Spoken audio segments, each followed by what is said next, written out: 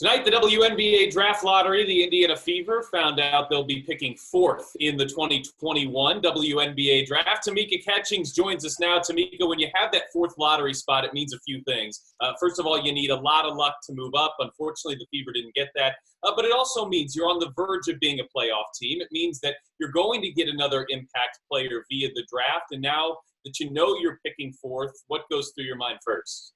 Well, obviously disappointed in not getting 1, 2, or 3, but with the fourth pick, you still have a great opportunity to bring somebody to your team and to our team. We're going to look at all the possibilities. We're going to explore a lot of different options. A lot of teams, and you look at championship teams, they're not only built on number 1 draft picks or early round draft picks, they're also built in free agents. So for us, when we look at our team, we have 5 players right now that are free agents on our team. And then, of course, you look at our young core group of players that we have, and we have 6 picks in the 2021 draft pick. So I look at the opportunity. I look at the opportunity for us to be able to grow our team, develop our young players.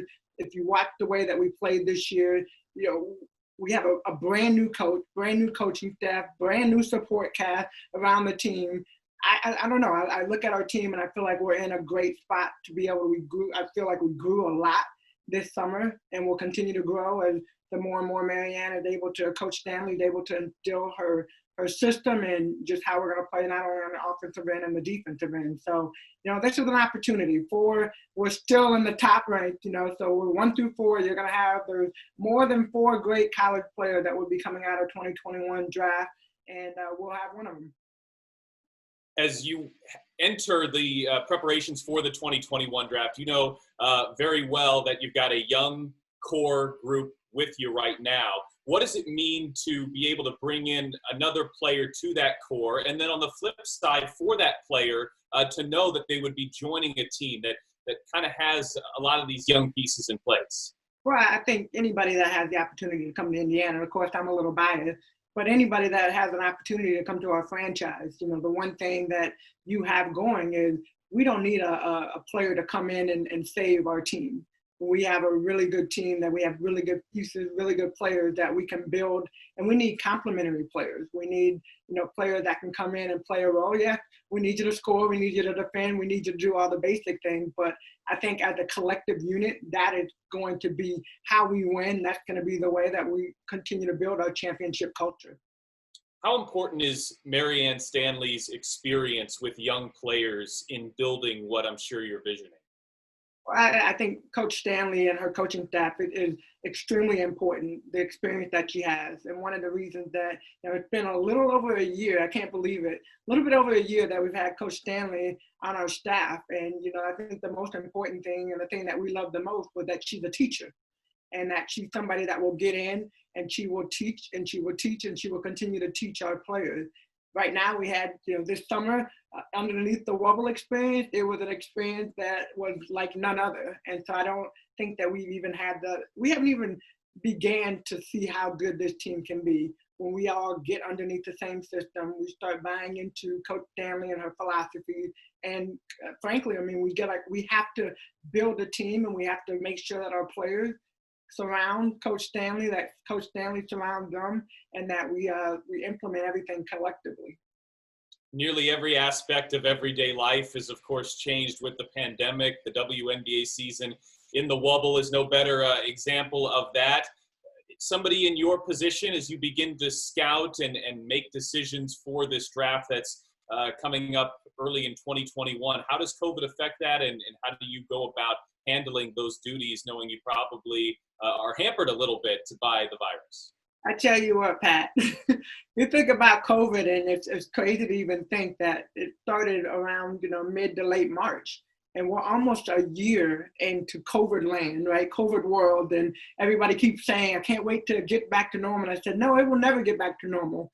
We will develop a new norm. And so that's really what we've been doing. I think even watching the Louisville DePaul game tonight, and, watching a couple of the other college games, what you've seen thus far is players and teams are still trying to figure it out. They're still trying to gel, practices from the college level. Practices have been hampered. They've been affected by the COVID and having players that have been impacted and having no practice and some practice and no practice players and managers can practice. I mean, there's a lot of different things that even from the college game, they're being impacted by. So now you add us into the trying to figure out and trying to scout and trying to get to teams and games. And I mean, it's been, thus far, it has been interesting. I think that as the season goes along and, hopefully players and teams continue to protect themselves. And even from our standpoint, I told Marianne and our coaching staff, we're going to do a lot of scouting through Synergy. We're going to do a lot of scouting through watching games on ESPN and really trying to see players from afar. Of course, when we start narrowing down and getting closer to the draft, we'll try to get out and try to go see these players. That's probably not until February, March.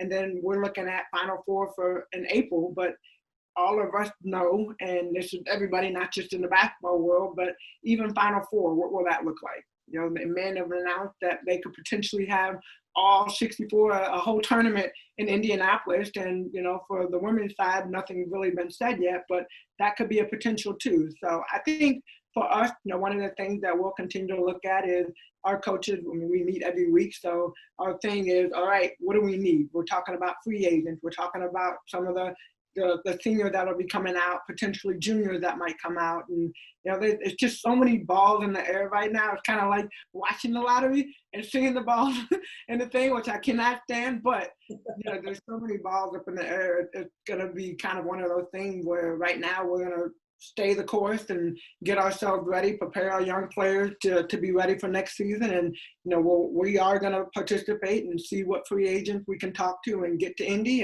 and go from there.